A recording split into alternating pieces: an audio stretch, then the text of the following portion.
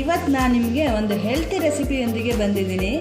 ಬಾಳೆ ದಿಂಡಿನಿಂದ ದೋಸೆ ಹೇಗೆ ಮಾಡೋದು ಅಂತ ತೋರಿಸ್ತಾ ಇದ್ದೀನಿ. ಇದು ತುಂಬ ಒಳ್ಳೆಯದು ಆರೋಗ್ಯಕ್ಕೆ. ಕಿಡ್ನಿ ಸ್ಟೋನ್ ಇರೋರಿಗಂತೂ ತುಂಬಾ ಒಳ್ಳೆಯದು. ಇದು ನೀವು ಮಾಡಿ ನೋಡಿ. ಹೇಗೆ ಮಾಡೋದು ಅಂತ ತೋರಿಸ್ತಾ ಇದ್ದೀನಿ. ಶುರು ಮಾಡೋಣ ಫ್ರೆಂಡ್ಸ್. ಬೇಕಾಗಿರುವ ಸಾಮಗ್ರಿಗಳು: ಅಕ್ಕಿ 1 ಪಾವು ಈ ಲೋಟದಲ್ಲಿ ತಗೊಂಡಿದ್ದೀನಿ. ಅದನ್ನು ನೆನೆಸಿಟ್ಕೊಂಡಿದ್ದೀನಿ.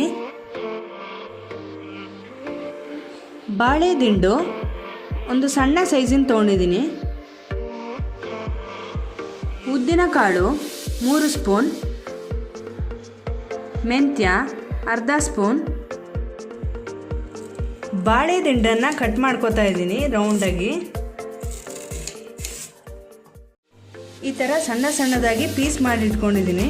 ಇದನ್ನು ನೀರಿಗಾಗಿ ಇಟ್ಕೋಬೇಕು, ಇಲ್ಲಾಂದರೆ ಕಪ್ಪಗಾಗುತ್ತೆ.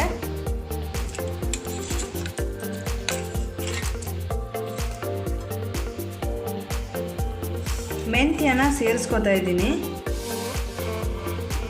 ಇದು 3 ಗಂಟೆಗಳ ಕಾಲ ನೆನೆಸಿಡಬೇಕು. ಉದ್ದಿನ ಕಾಳನ್ನು ಹಾಕೋತಾ ಇದ್ದೀನಿ. ಅಕ್ಕಿನ ರುಬ್ಕೊಳ್ಳೋಣ ಫ್ರೆಂಡ್ಸ್.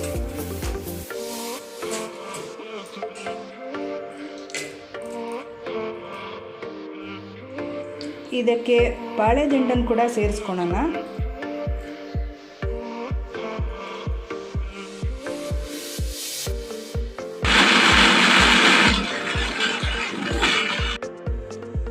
ಬಾಳೆ ದಿಂಡಿನ ಹಿಟ್ಟು ರೆಡಿಯಾಗಿದೆ ಫ್ರೆಂಡ್ಸ್. ರುಚಿಗೆ ತಕ್ಕಷ್ಟು ಉಪ್ಪನ್ನು ಹಾಕ್ಕೊಂಡಿದ್ದೀನಿ.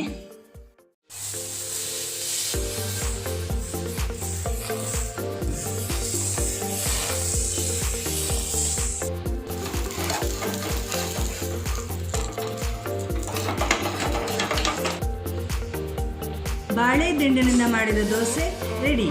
ನೀವು ಮಾಡಿ ನೋಡಿ, ಲೈಕ್ ಮಾಡಿ, ಶೇರ್ ಮಾಡಿ, ಸಬ್ಸ್ಕ್ರೈಬ್ ಮಾಡಿ.